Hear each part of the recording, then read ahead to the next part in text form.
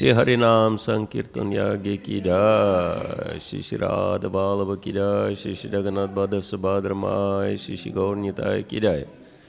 Grantaraj Srimad Bhagavatam Ki Jai, Divine Grace Bhakti Vedanta Swami, Srila Prabhupada Ki Jai, ISKCON Vartmana Guru Vrinda Ki Jai, Samaveta Bhakta Vrinda Ki Jai. All glories to the assembled devotees, all glories to Shri Guru and Shri Gauranga.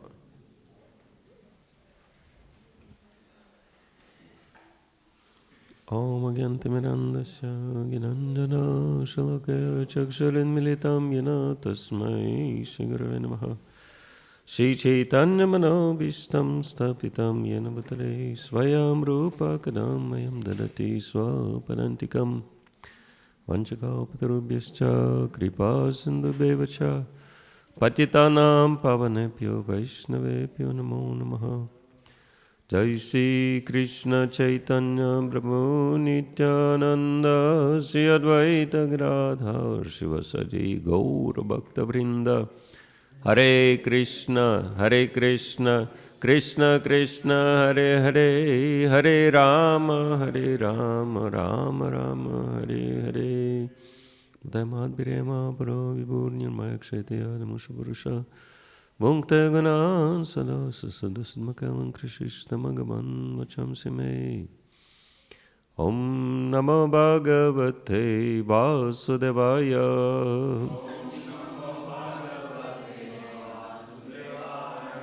Om Namo Bhagavate Vasudevaya.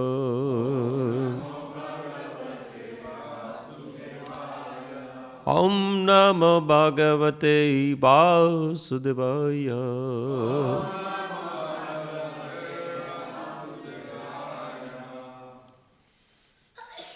Hare Krishna. So we're reading the fourth canto of Srimad Bhagavatam, chapter 24, chanting the song sung by Lord Shiva, text 70.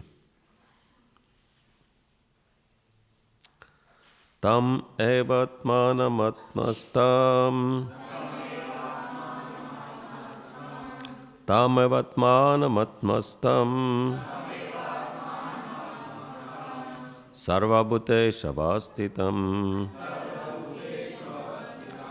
Sarvabhute Shavastitam Pujayadvam Grinantascha Pujayadvam Grinantascha Dayantascha Sakritharim Dhyantascha Sakritharim Tam evatmanamatmastam Sarvabhuteshavastitam Pujayadvam Grinantascha Jayantascha Sakridharim. Haribo. Tamavatmanamatmastam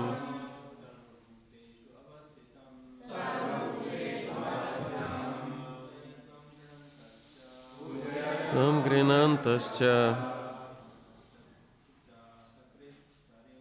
Jayantascha Sakridharim.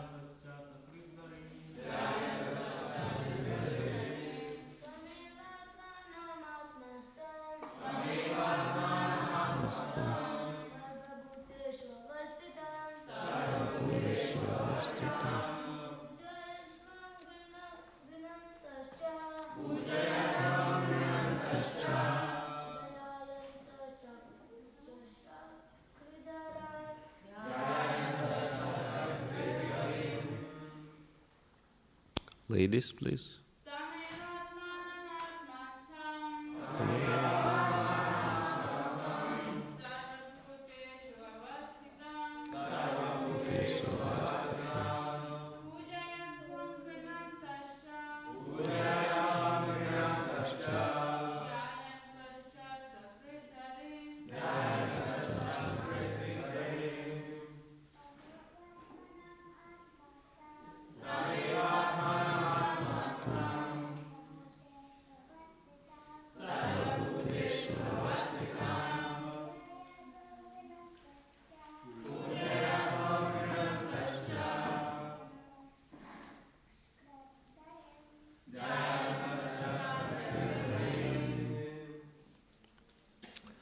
Synonyms: tam, unto him, eva, certainly, atmanam, the Supreme Soul, atmastham, within your hearts, sarva, all, bhuteshu, in every living being, avastitam, situated, pujayadvam,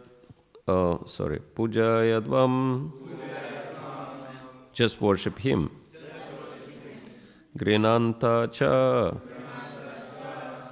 always chanting, dayanta cha, always meditating upon, asakrit, continuously, harim, the Supreme Personality of Godhead. Translation purported by His Divine Grace A.C. Bhaktivedanta Swami Srila Prabhupada Ki Jai.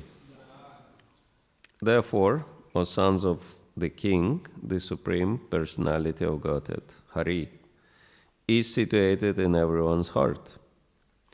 He is also within your hearts. Therefore chant the glories of the Lord and always meditate upon Him constantly.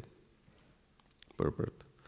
The word asakrit is significant, for it means not just for a few minutes but continuously.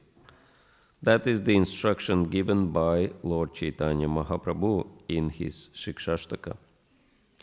Kirtanya Sada Hari. The holy name of the Lord should be chanted 24 hours daily. Therefore, in this Krishna consciousness movement, we request the devotees to chant at least 16 rounds on their beats daily. Actually, one has to chant 24 hours daily, just like Haridas Thakur Haridas, who was chanting the Hare Krishna mantra 300,000 times daily. Indeed, he had no other business. Some of the Goswamis, like Raghunath Das Goswami, were also chanting very rigidly and also offering obeisances very rigidly. As stated in Srinivasacharya's prayers to the six Goswamis, Sad Goswami Ashtaka, Sankhya Purvaka Nama Gana Natipi Kalavasani Krito. The word Sankhya Purvaka means maintaining a numerical strength. Not only was Raghunath Das Goswami chanting the holy name of the Lord, but he was also offering obeisances in the same prolific numbers. Because the princes were ready to enter into some severe austerity in order to worship the Lord, Lord Shiva advised them to constantly chant of and meditate upon the Supreme Personality of Godhead. It is significant that Lord Shiva personally offered his prayers to the Supreme Personality of Godhead, just as he was taught by his father, Lord Brahma. Similarly, he was also preaching to the princes according to the parampara system. One not only should practice the instructions received from the spiritual master, but should also distribute the knowledge to one's disciples. The words Atmanam Atmastham Sarvabhuteshu Avastitam are also significant. The personality of Godhead is the origin of all living entities, because the living entities are parts and parcels of the Lord. He is the Father of all of them. One can search out the Supreme Lord very easily within one's heart, for He is situated in every living entity's heart. In this verse, the process of worshipping the Lord is considered to be very easy and complete, for anyone can sit down anywhere and in any condition of life and simply chant the holy names of the Lord. By chanting and hearing, one automatically engages in meditation. End of the purport. Tam evatmanamatmastham sarvabhutesh avastitam pujayadvam grinantascha deyantascha sakrit dharim. Therefore, O sons of the King, the Supreme Personality of Godhead Hari is situated in everyone's heart. He is also within your hearts. Therefore, chant the glories of the Lord and always meditate upon Him continuously. So, Lord Shiva is instructing Prachetas in the process of worshipping the Supreme Lord, and the best worship is to chant the holy name. Hare Krishna, Krishna Krishna, Hare Hare, Hare Rama, Rama Rama, Hare Hare. So this can be done in two ways. As we know, one is kirtan, congregational chanting, and the other one is japa, individual chanting. And even though kirtan is appearing to be much more exciting, nevertheless, Krishna says in Bhagavad Gita, in the 10th chapter, Yagyanam Japa Yagyasmi, that of all the yagyas, I am Japa Yagya. And as we understand, Yagya is first and foremost process of spiritual advancement, and Yagya means any activity for the pleasure of the Supreme Lord. And there is a serious reason why Krishna says that of all the yagyas, he is Japa Yagya, and why Japa is so important for us, that Srila Prabhupada says in the purport of Chaitanya Charitamrita that of all the instructions of the spiritual master, the most important is to chant minimum 16 rounds a day on one's beats. So why japa is given such a significance? Anyone knows? Because it is your personal fight with Krishna? Yes. It is completely devoid of all tinges of sense gratification, right? In kirtan you can enjoy melody, you can enjoy rhythm. You can fully forget about the holy name and enjoy music. Right? That option is there. But in japa there is nothing like that, right? It's pure, we can say, conversation with God. And that's why it's so hard to focus on japa, right? Because it's completely devoid of all tinges of anything external. And while in kirtan you can kind of take advantage of the meditation of other people, right? And enjoy that, enjoy somebody else's devotion. In japa you cannot do that. It's one-on-one with Krishna, right? So that's why it's so hard. It's the hardest, probably one of the hardest elements in devotion, in devotional service.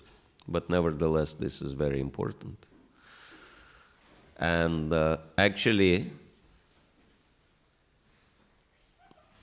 even though we are chanting 16 rounds minimum, but this is not the ideal standard, right? Srila Prabhupada, what was the original standard Srila Prabhupada suggested to the devotees? Yes, 64 rounds a day. And then, Mukunda Maharaj, right? He was the one who had this conversation with Srila Prabhupada. He said, no, Srila Prabhupada, this is not possible, this is too much. Prabhupada said, okay, then 32. He said, even that is too much. Then he said, okay, 25. He said, even that is too much. And then Prabhupada said, okay, at least 16. And Mukunda Maharaj said, even that is too much. And Prabhupada said, no, that you cannot go below that. You cannot go below 16 rounds. And so this is very important that sometimes devotees have this impression that 16 rounds is maximum I do a day, right? And therefore, after chanting 16 rounds, they nicely fold their bead bag and put somewhere far away to take it only next day. But it is very important that Prabhupada said it is minimum and not maximum, which means, as Prabhupada says, don't waste time. If you have time, chant Hare Krishna. So whenever we have time, we should, whenever we have opportunity, we should actually chant more than 16 rounds. And as Srila Prabhupada quotes in this purport, Sankhya Purvaka, that means numerical strength. So we might wonder, that Krishna consciousness should be all spontaneous, right? Why all these numbers are given? Why are we conditioned by those numbers? And also, another very important question is where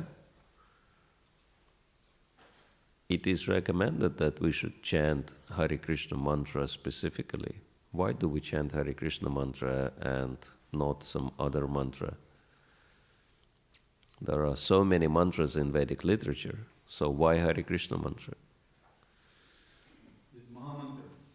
Yes, where it's coming from? Kali Santaran Upanishad, yes, this is the Vedic authority which is recommending us to chant the Hare Krishna mantra. And what is Kali Santaran Upanishad? It is a conversation between Narad Muni and Lord Brahma.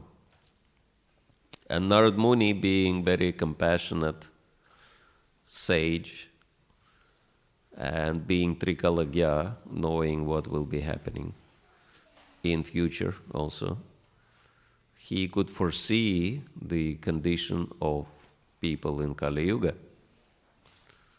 And Kali Yuga is very precarious age. Prayena alpa yusha sabhya kalavasmin yuge jana manda sumanda matayo manda bhagya upadrutaha. It says that Prayena alpa ayush, that the duration of life of people of Kali Yuga is very short. We know that maximum people live only 100 years. And before, people lived in Dvapara Yuga, people lived up to 1,000 years. And Treta Yuga, up to 10,000. And Satya Yuga, up to 100,000. And actually, we might say, where is the proof? Actually, even in Bible, you read, you can see that all the generations of the, great rulers and saintly personalities, they had hundreds of years. They lived hundreds of years. Some lived 5, some lived 600 of years. So this was the previous age. And so, but now we can see that 100 years is very, very rare, right? And those people who lived up to 100, they're all listed as special achievers in Kali Yuga. And actually, before the advent of Lord Chaitanya Mahaprabhu, the duration of life was really short. If you, I think historians, they speak about dark ages, and people lived very short life. 20, 30, 40 years, that was it. And after the advent of Sri Chaitanya Mahaprabhu, we could see, okay, that it's improving gradually, right? Now, finally, some at least, and yeah, most people, actually, they live up to 75, 80 years, right? But yeah, in general, 100 years is very short. We might say, oh, it's not really short. Well, if I tell you, you only have 35,000 days to live. That's it. Actually, that's 100 years. Right? From A to Z, from cradle to grave, that's 3,500 years, 35,000 years. 35,000 days, that's all we have. So it's really short. And most of the people don't even live that long. And so, yes, this is Kali Yuga. Prayanal Payusha Sapya Kalavasmin Vigejana. And Manda, people are very lazy. They're not very lazy when it comes to sense gratification, right? They become very active, very enthusiastic when it comes to sense gratification. But when it comes to actually doing something for self-realization, they become very lazy. Oh no, I cannot chant my rounds. I cannot listen to this class, I cannot do that. As Prabhupada was saying, chant, chant, chant, can't. So that's Kali Yuga laziness, spiritual laziness. And Sumanda Mataya. And not only people are lazy, but they're also crazy. So many people are disturbed, right? Mentally disturbed. Actually, certain mental diseases, they are so widespread that they are not even considered to be mental diseases anymore, right? Because if they are classified as mental diseases, then you have to lock, 99% of the population in mental asylum, right? So that's the situation. And Manda Bhagya, of course, very unlucky. Always things go wrong, right?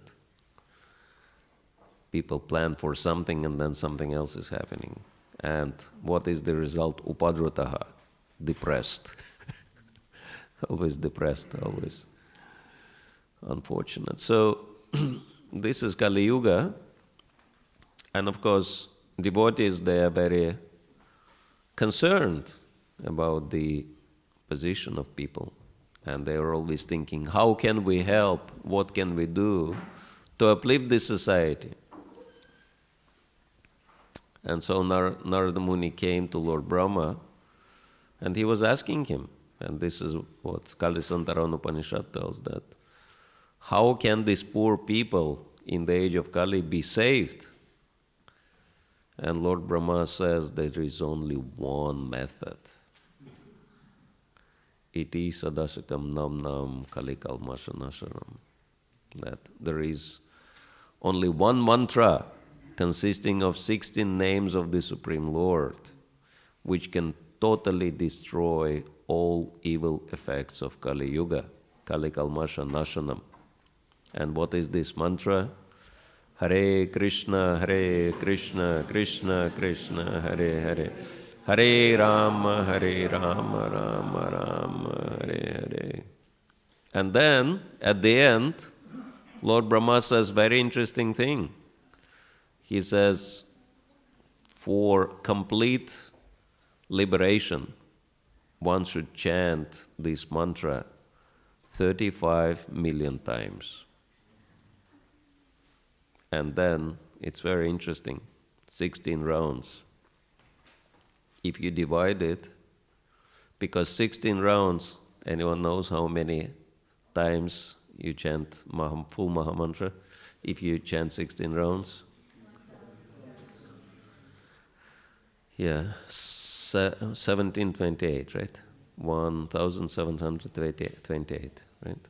So this is the number of times you chant full Mahamantra if you do 16 rounds. Supposed to, if you don't skip the beats, which does happen with devotees when they are in rush. Hare Krishna, Krishna, go, 1 minute. 1 minute, 1 round.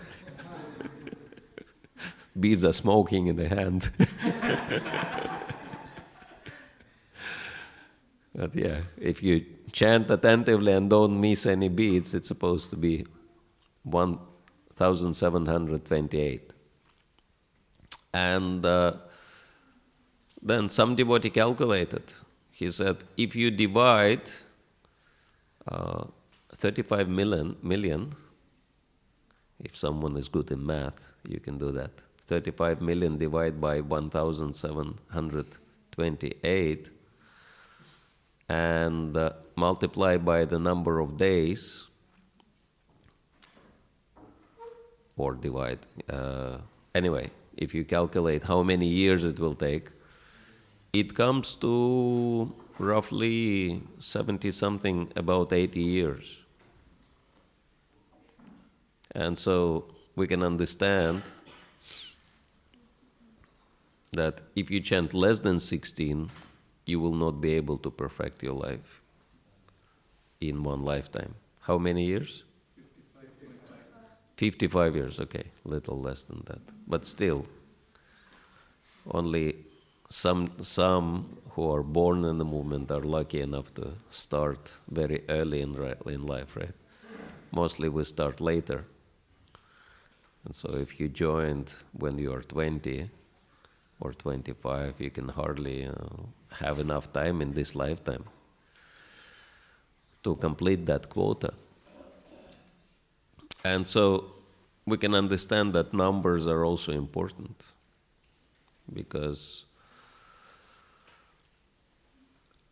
we do not chant the holy name purely. The holy name is purifying agent. Of course, the holy name is pure, but we are not.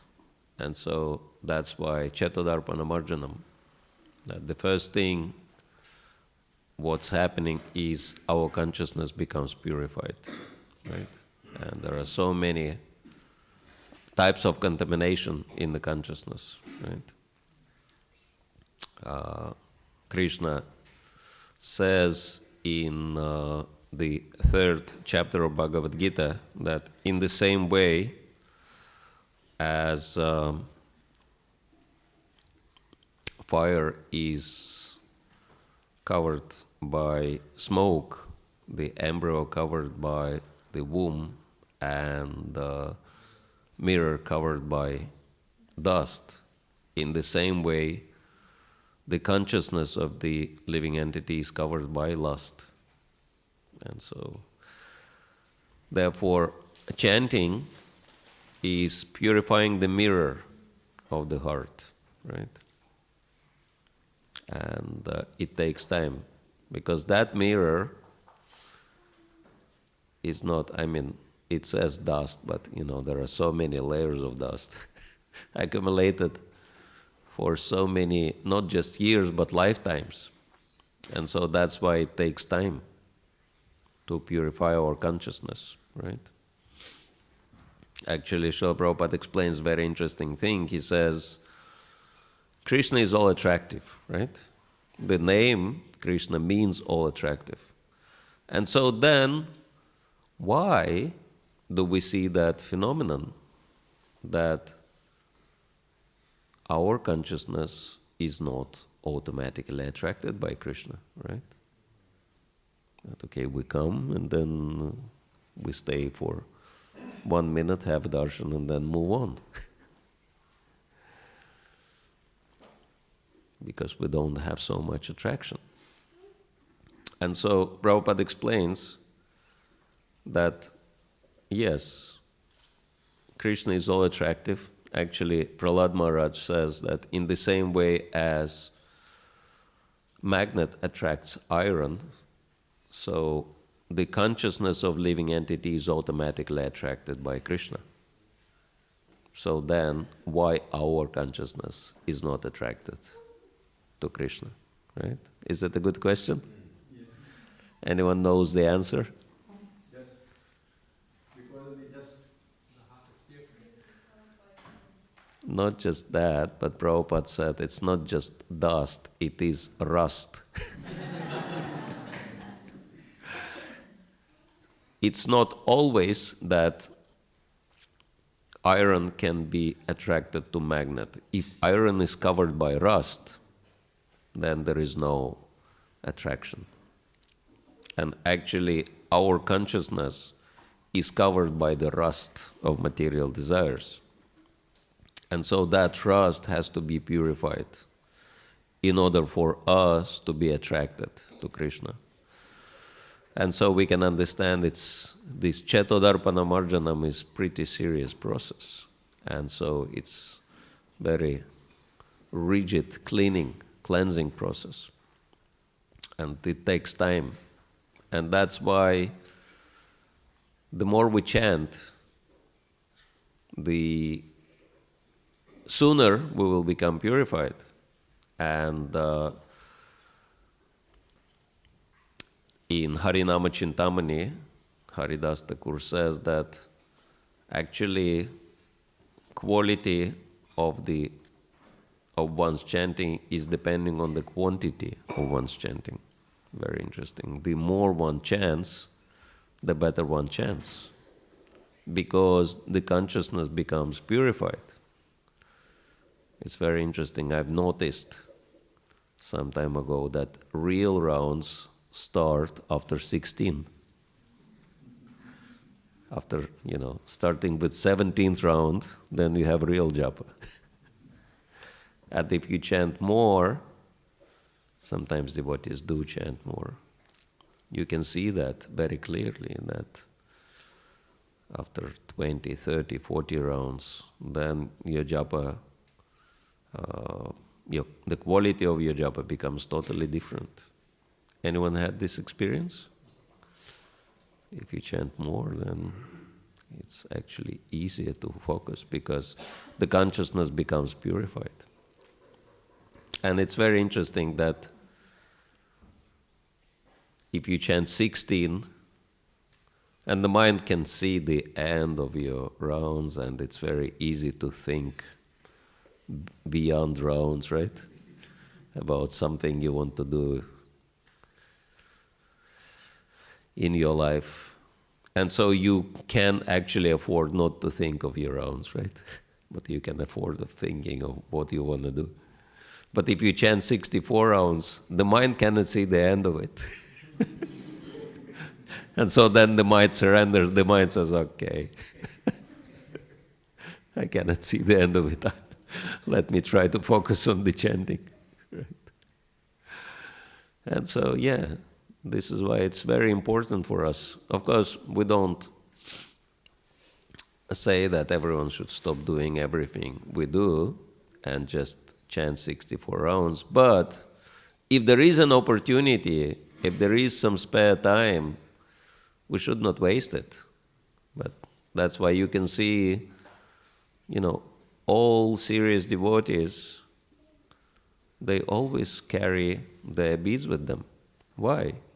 Because if there is any spare moment, they always chant. Because this is how we advance in Krishna consciousness. Bhava Mahadavagni Nirvapanam. Right? So the more we become purified, the easier it gets, the more we become free from the blazing fire of material existence. And Shreya Kairava Chandrika Vitaranam. Then everything auspicious comes in our lives. And we have this first-hand experience. Vidyavadu Jivanam. We get transcendental knowledge, and it's very amazing how many people live and they have no idea what's the purpose of their life, who they are, nothing, right? But we have all this. And Anandam Buddhi Vardhanam, it's quite amazing that devotees can chant and dance. I mean, the only time materialistic people chant and dance is when they are drunk, right? But devotees can chant and dance all the time. And Pratipadam Purnamrita Svadanam, and then there is a nectar at every step if you perform devotional service. Because that's Sarvatma Snapanamparam, that is the purification on the level of the soul. So there are so many benefits we gain from this simple process of chanting the holy name. And the same Harinama Chintamani explains that as a huge seed, as a huge tree, like banyan tree, is contained within one small seed. And banyan seeds are very small. Anyone has seen banyan seed? Anyone have seen that? Actually, banyan is belonging to the fig tree family. And I'm pretty sure that all of you know what is the size of a fig seed, right? It's really small. So that small seed and banyan seed is pretty much the same size. And so banyan seed, that small little seed, is containing huge banyan tree, which can grow into the whole forest.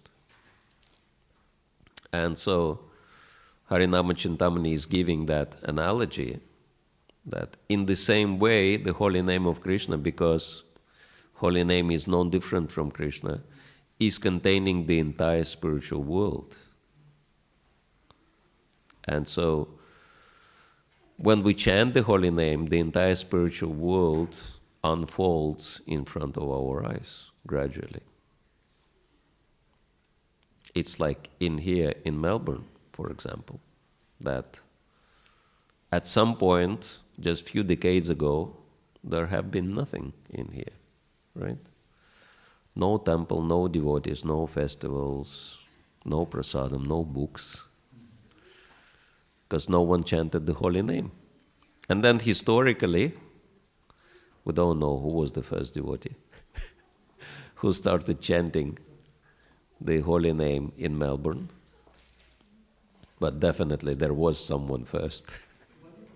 Huh? Balimardan Prabhu, yes. Yeah, anyway, one of the early Prabhupada disciples came here and started chanting the holy name.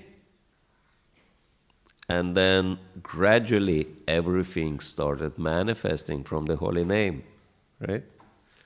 You have holy name, then devotees, some people who never knew that they're Hare Krishna devotees. So they come across the holy name, they realize, okay, I'm a Hare Krishna devotee now.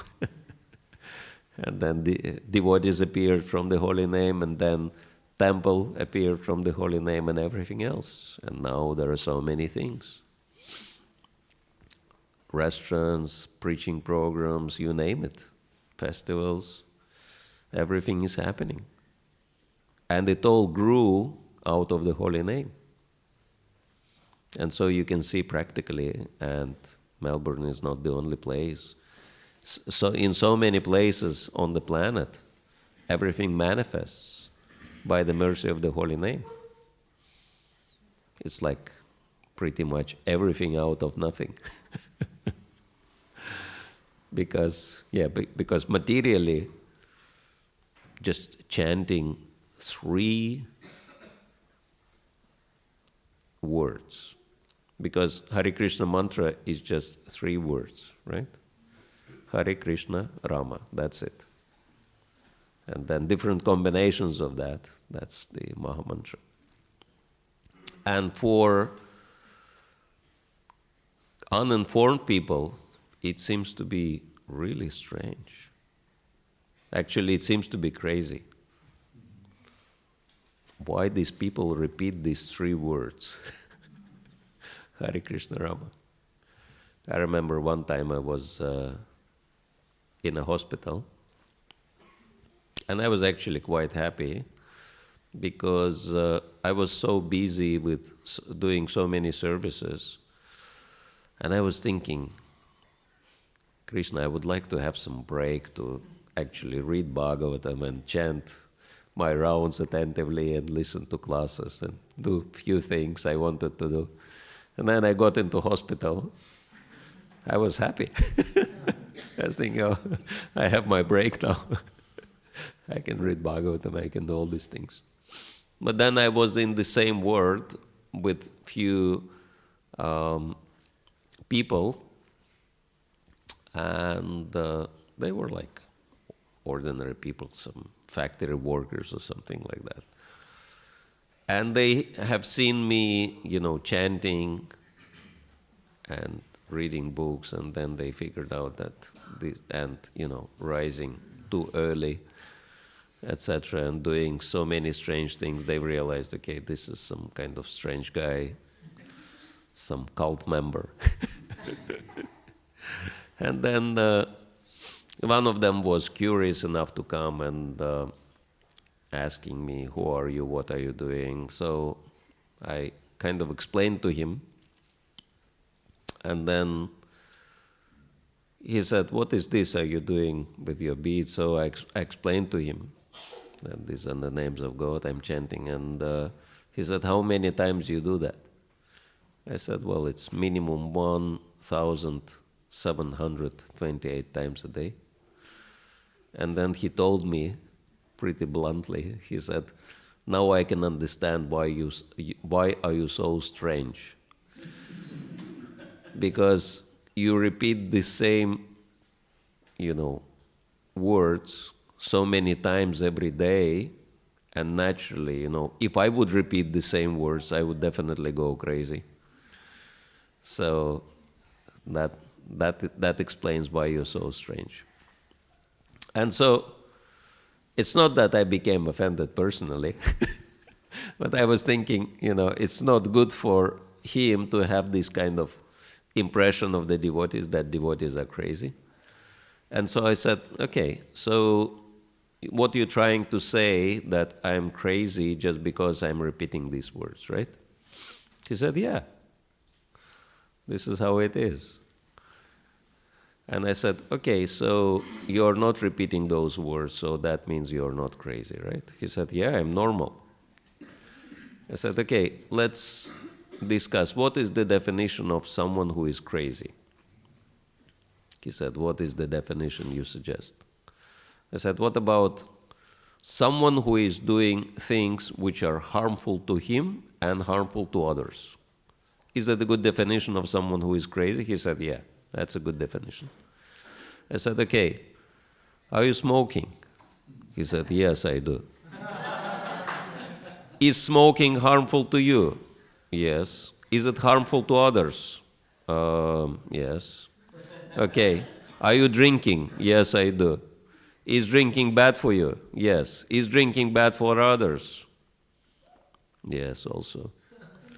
What about meat eating? You eating meat? I do. Do you know that meat eating is bad for your health? Yeah, I heard about it. And so do you think the animals you eat are happy with it? Not really.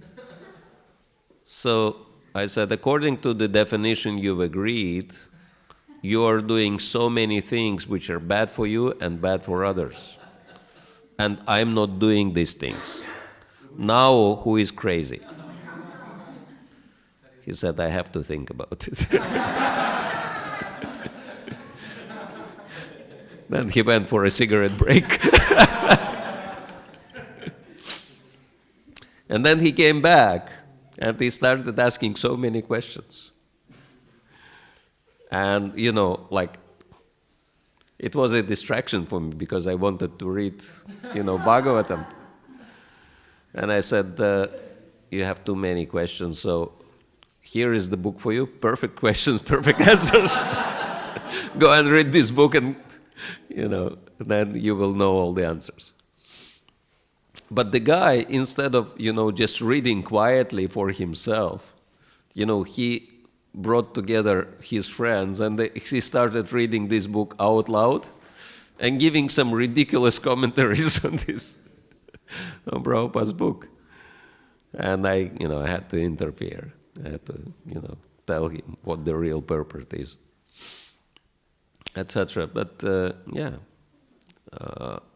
this is how it is perceived by materialistic people, that, oh, these guys are really strange, crazy.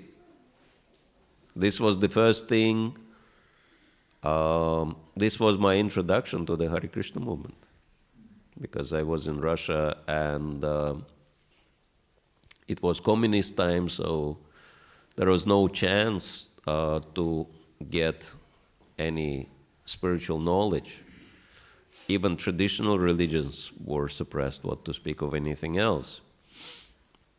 But I was looking for spiritual knowledge, and then I came across one brochure, which was communist brochure, describing different cults, dangerous cults. And I was thinking, okay, let me read it out, maybe I'll gain some value from it.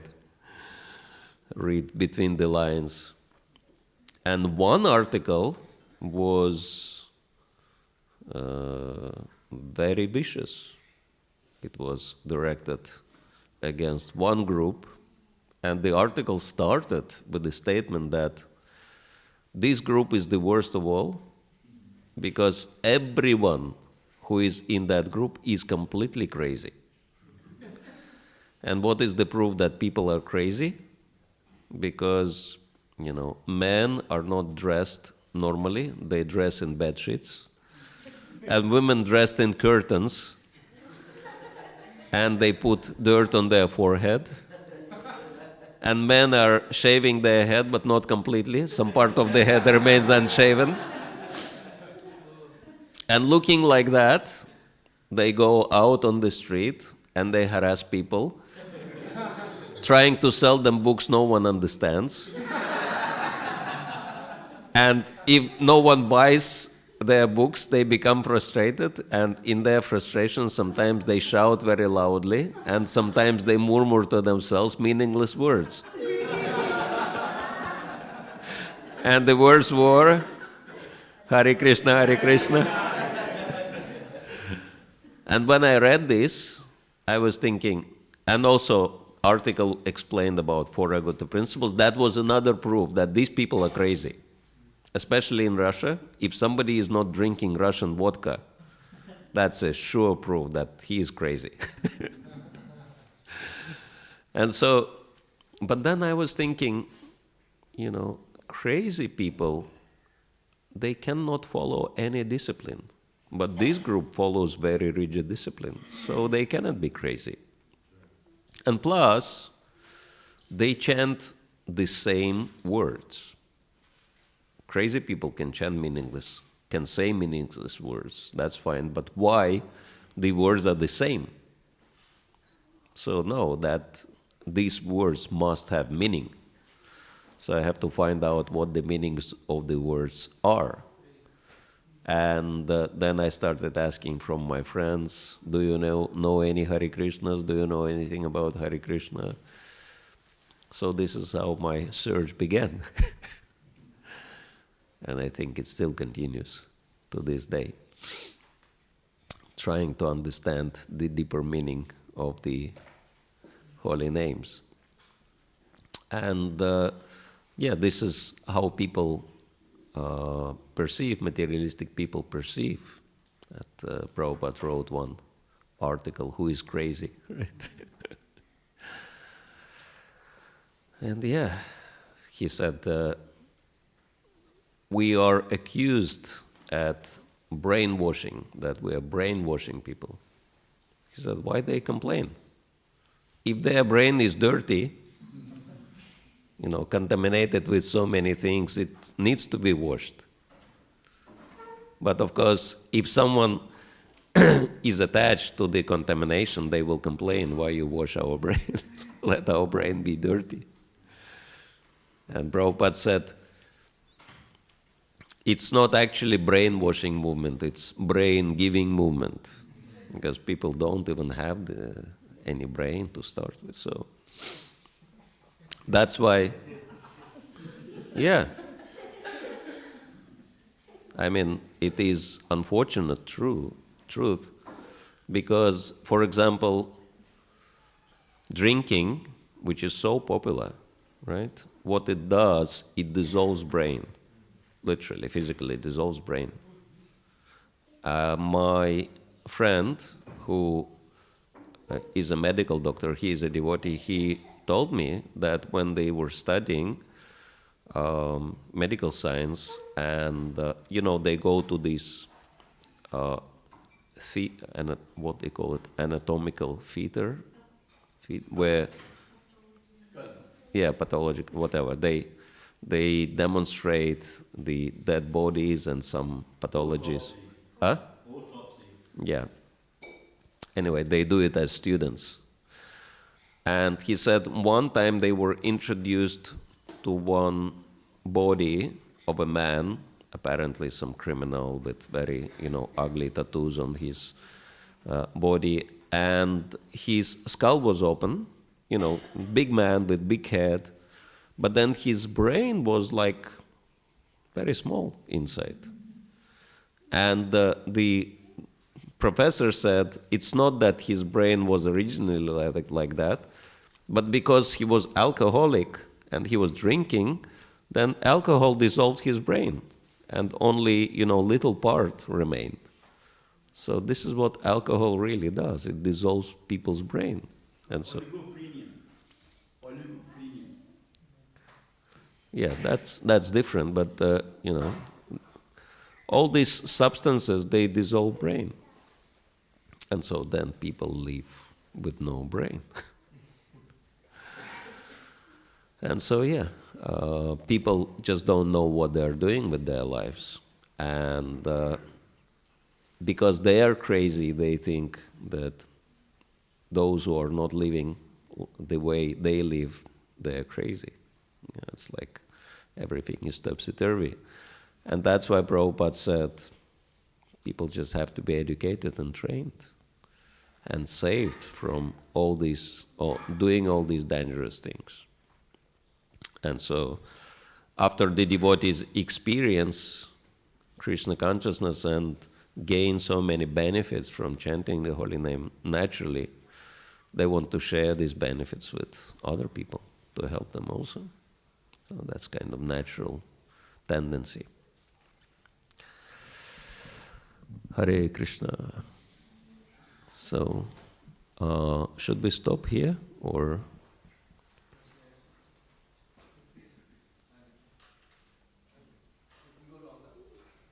Yeah, if anyone has any questions, comments, we can.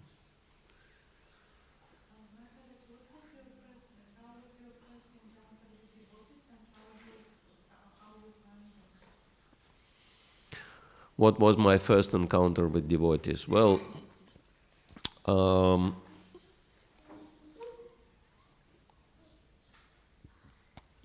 after I learned about the movement and I wanted to know more,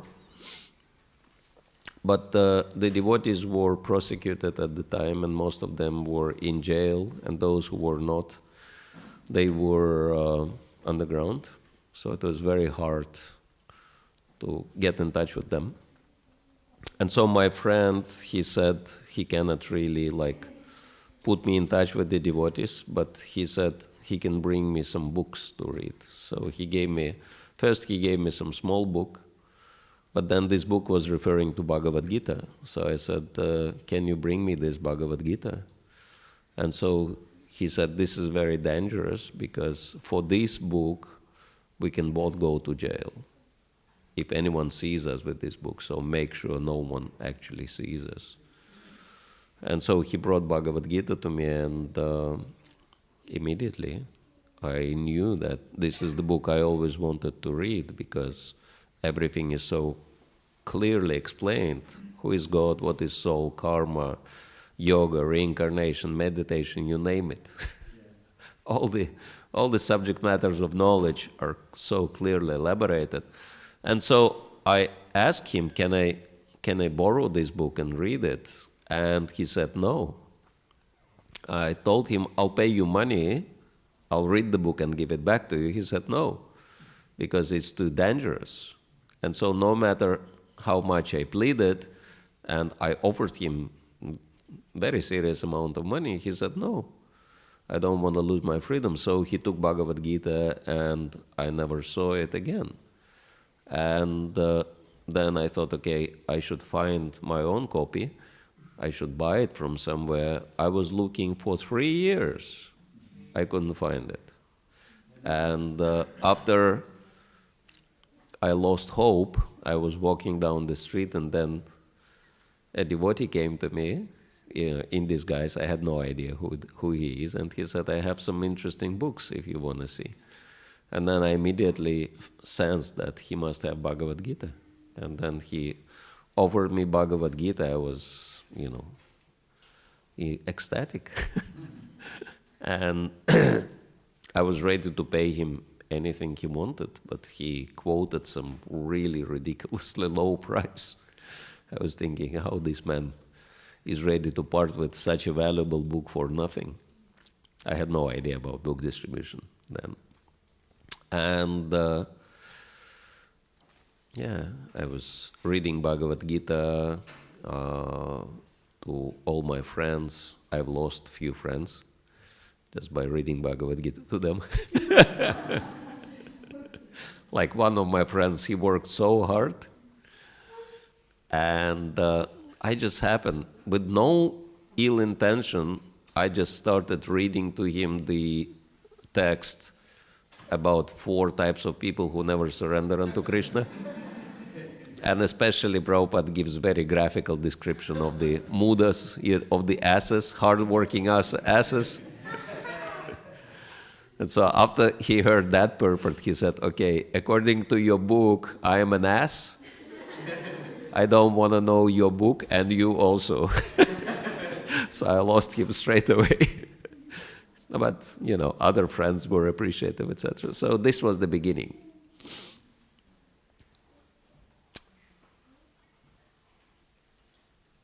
Yes. Our consciousness is covered by rust, that is material desires, and how can we take out the rust? How can we take out the rust of material desires? By chanting Hare Krishna, Krishna Krishna, Hare Hare, Hare Rama, Rama Rama, Hare Hare. The more you chant, the more the rust becomes cleansed. And then after we completely clean, we become fully ecstatic in Krishna consciousness. Yes? Sometimes when we chant our japa, sometimes when I chant my japa, my mind goes really mad, more mad than even usually during the day. So I was wondering if you have any advice on that. Mad in which way? Maybe in a negative way. In a negative way. Yeah, it can happen sometimes because the Hare Krishna mantra is removing the anarthas, and when the anarthas are removed, then, before they remove, they come out to the surface. So, and it's kind of an effect which I think many devotees notice, that how many of you ever had this thought that before I started chanting Hare Krishna, I didn't know how bad I am, but after I started chanting Hare Krishna, I see so many problems in myself. Yeah, it's very typical. Because before the anartha is removed, we can actually see that. And naturally, we have to face all these anarthas, and that can disturb our minds. But we just need to remember that it's a process, and we should not be attached to our anarthas in either positive or negative way. Okay, it just comes, it's a cleansing process. Of course, it's hard. I mean, anyone who has done cleaning, sometimes you come to the room and it seems to be perfectly clean, right? But after you start cleaning, you realize how dirty it is, right? So in the same way, our consciousness, before we started chanting, we never realized how many problems we had. But, it's just a process. Okay, I see the problem, and I tell this problem goodbye.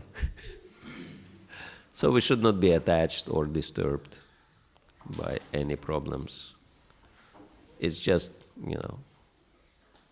the process of purification. Nothing special about it. Not to identify ourselves with the mind. If we do japa without beads and in our mind, does that count? Yeah. Prabhupada says 16 rounds on beads and unlimited rounds without beads. Yeah, we can. But 16 rounds should be done on beads, especially for initiated devotees. And then without beads, we can chant as much as we want. Mara just spoke about Prabhupada's quote on, our process is not just the brainwashing, but actually it's brain-giving movement. And being the products of Kali Yuga, at least I can see for myself not having much of a brain. So then how are we able to understand this process first? And secondly, I guess the same answer will apply to also how do we give this process to others? How will they understand this knowledge? Yeah. Actually, this reminds me of some piece of scientific research I came across. It's called Dunning-Kruger's effect. So there were like these two scientists, and through research, they came to very amazing conclusion. And the conclusion was that the more qualified people are, the more they think they're unqualified. And the more unqualified people are, the more they feel they are qualified. And we know this Dunning-Kruger's effect since Mahabharata times, right? When Yudhishthir and Duryodhan got the task, Yudhishthir was supposed to find someone who is worse than him on the planet, and Duryodhan was supposed to find someone who is better than him. And both failed. So that shows that actually I can see that amongst the devotees, that devotees, of course, are best people, really, and they have very high qualification in so many things. But because devotees are naturally humble, they don't think they are qualified. But actually, they, those who think that they are not qualified, they should be taking more responsibility And I'm thinking so many examples in Bhagavatam and in Gita. For example, Arjuna, he was not thinking qualified. He wants for having kingdom and fame and power. But Krishna said no. Arjuna was the only one who didn't want to fight for all these things, right? Everybody else was so much for it. But then Krishna said, no, Arjuna, you have to have all these things. Because he was selfless. He didn't want anything for himself. Same Prahlad Maharaj, right? When Prahlad Maharaj was offering his prayers to Nrsingadev, he said, I have no material desires. I don't want this kingdom, this power, this wealth. I've seen what happened to my father. I'm not interested in this. And Nrsingadev said, okay, very good, now you become the king. Right? And Dhruva Maharaj, same way. After he got darshan of Lord Vishnu, he said, no, I'm not interested in kingdom. And Vishnu said, very good, now you become the king for, what's that, 60,000 years? 36,000 years. So, yeah, the one who is devotee actually should enjoy everything in the material world, because he will not do it for himself. It's like when Srila Prabhupada was giving Bhavananda Prabhu his name, and of course, bhava has different meanings. One meaning of bhava is preliminary love of God, and of course, bhavananda, right? Enjoying preliminary love of God. But Prabhupada gave different translation. He said bhava means ocean of material existence, and ananda means enjoying. So and Bhavananda Prabhu said, well, this is very dangerous name. Enjoying material life. And Prabhupada said, no, devotee is the only one who can enjoy in the material world. Because devotee never uses anything for himself, everything for Krishna. Nothing for me. So yeah, I think if we think we're not qualified, this is the best qualification for taking responsibility, for helping other people. All right, so thank